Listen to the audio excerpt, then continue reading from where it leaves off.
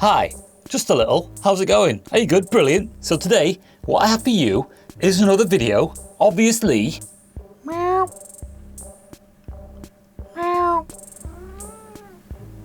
We also have these two right here. Sleeping? They were sleeping until I started filming. And then I started making cat noises. They are going to be here throughout the duration of this video. That is about it really. So, thanks for watching and I'll see you next time. Alright, so Command & Conquer Rivals. This is going to be released soon. I think it's only for mobile devices, but check out the like and dislike ratio of that. That is insane. Do you know the way? I'm not going to be getting this, by the way. I just thought I'd show you it. So, today, what I have for you, like I said before, but not quite, is a video on this car right here. So this car, let me just turn this computer off because it's kind of warm in this room, and that is the reason that these two are the way they are right now. Okay, so this right here is a car I'm going to be checking the suspension on. So this is a 1/16 scale RC car, and on the box for this, it says that there is oil inside these shockers. If you want to see the unboxing for this car, check out that video right there. I also play about with it and give it a short run. The cats enjoy it, so check out that video if you want. Okay, so the thing that makes me a little suspicious about there not being oil in the shockers is this. See how bouncy that is? First thing I'm going to do is take off these body pins. Right now the car is about to have an out-of-body experience.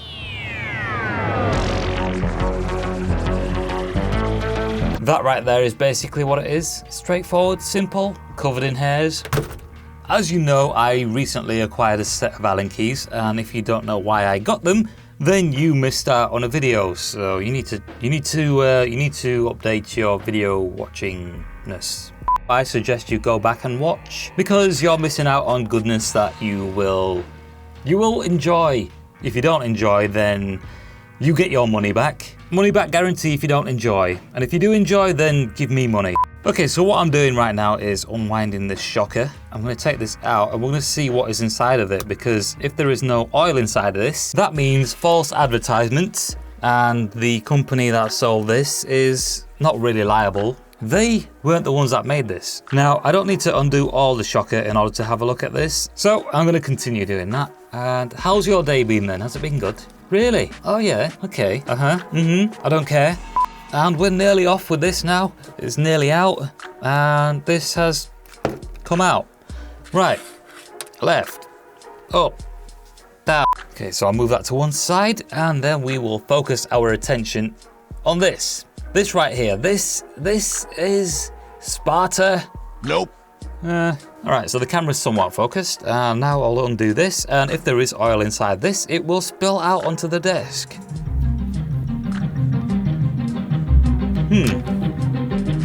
What do you know? It's empty. It's empty! You know what? I'm kind of glad they're empty because now I can make a video and you will have a video to watch.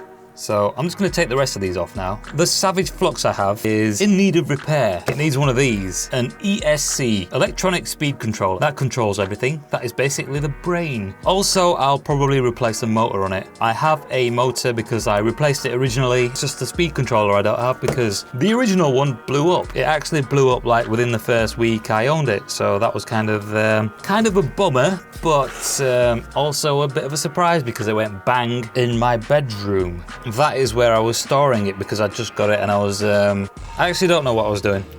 So if you're interested in supporting this channel, I have a Patreon. If you're not interested in supporting this channel, just ignore what I said. If you do support this channel on Patreon, you will get to see these videos earlier than everybody else that isn't on Patreon. I've only got a few people on there, so you're an exclusive bunch, and that is the second shocker. Silk the shocker. All right, so these are the last two shockers to remove, and these should be easier to remove because the things are at the front. So let's just start off at the bottom. Oh, great. Okay, so somebody was knocking on my front door just then. I need to get my electric gate sorted out. Then nobody will knock on my front door. Out that comes, and then onto this side. Originally, when I got the Savage Flux, I changed the oil in the suspension on that. That wasn't bouncy like this was. The same oil I used in that, I think I have here right now. I can't remember if it is the same or not because it was ages ago when I did it. Literally when the Savage Flux came out is when I did it. So the oil I have from the then is this right here, and this is a good few years old now. It's covered in a bit of like dust and stuff, but it's been wrapped away and it should still be good. So what I'll do now is just open these up and pour this in one by one. So we'll see how this goes. I could probably have done with thicker oil in the Savage Flux, but for this car it's brilliant because right now it has nothing. Okay, so I'm gonna unwind this. So we'll just do it to this one first. I'm not too sure how much I should put in. Okay, so I guess we're just gonna pour this in then, are we? Yeah, we are. All right, cool. Wait a minute, who am I talking to? That filled up pretty quick. Is it Phil? Is it Phil? Phil is, I don't know how much so now what I'll do is I'll just put this back on and we'll see if it's good enough or not. On that goes. Still kind of bouncy and it's also kind of leaky. So I don't think it's really meant for oil, to be honest. I guess I might just take the oil out because that's gonna leak all over the joints. So I did predict that earlier on in the video, but I didn't mention it. Let's just pretend like that never happened, shall we? You see, it's not always about the content of the video, it's about making the video. Although to be honest, 95% of it is about the content of the video. So now what I'm gonna do is put this together. Now, there's a lot of people out there that send me links on their videos and their channels and stuff and want to know ways of improving, how to get more subscribers and things. And I tell them all the same thing. It's about consistency. So if you constantly make videos and you put them out, your subscriber count will go up. Now, if you've got videos or a channel that you want me to check out and give you a bit of advice on, DM me on Instagram or Twitter and I will check them out. If you post your links below in the comments section of YouTube, they get marked as spam and I won't see them. So yeah, still to this day, I have no idea why people watch my videos, but people do and people comment. I still get asked for help and stuff, which is kind of weird because I never asked anybody for help. I just went and did my videos and posted them and that was it. I'm kind of bored doing this now, so I'm probably going to do something else. What I'm going to do, I have no idea. Okay, so this is all back together again. And it's still bouncy as ever. So yeah, I guess that's definitely some sort of false advertisement. What I'm gonna do now is probably just give you a few more tips. Remo Hobby is the maker of this car, but yeah, wait a minute. Have I got the body back to front? Looks as though I've got the body back to front. Okay, so YouTube tips for you. So some people like to post specific videos, you know, like say if you have an electronics channel, then you will only post electronics videos. Now that is good and well, but you want to post as often as you can. And that won't always mean posting electronic videos. So you see like what I'm doing right now, basically putting body pins into this car. That isn't what I intended on doing when I started recording this video. I wanted to put oil into these shockers and as I found out they weren't I've changed the subject of this video from putting oil into the shockers of this car to YouTube tips. So tip number one, get your camera and just film. I mean, I'm saying this is tip number one, although I'm hoping that I gave a couple more tips before I started giving tips. So this right here is the original motor that came in the Savage Flux. It's got quite a bit of weight to it. I took this out and replaced it with a Tekken ESC and motor. Once I get a new ESC for the Savage, I'll put this back into it. And by the way, the screen right now is the same size it was when that RC car was here. So what I'll do now is I'll get the Savage Flux and you can see the size difference. So I've actually brought it upstairs with me already and here it is. It doesn't quite fit, as you can see, so I can probably just barely get the wheel into frame. So let me just position this on the desk and I'll have to zoom the camera out now. Like, well, I can't zoom. I've got to physically move the camera away from it. Okay, are you ready? I mean, well, it's not like you haven't seen this before. So yeah, there you go. As you can see, it's quite a beast. And check this out, it's not bouncy like the other one was.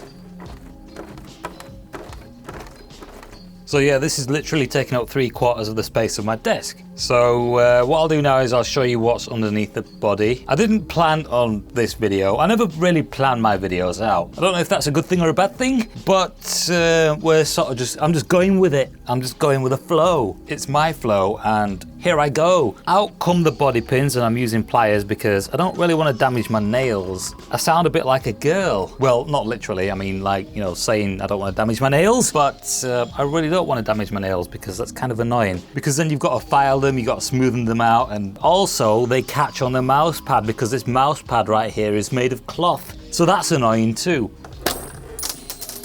and that's gone on a bit of a journey. Let me go get it. All right, so off comes the body. All right, so from looking at an original picture of these shockers on this Flux, it appears as though I've changed this thing right here at the top, which is a stronger one.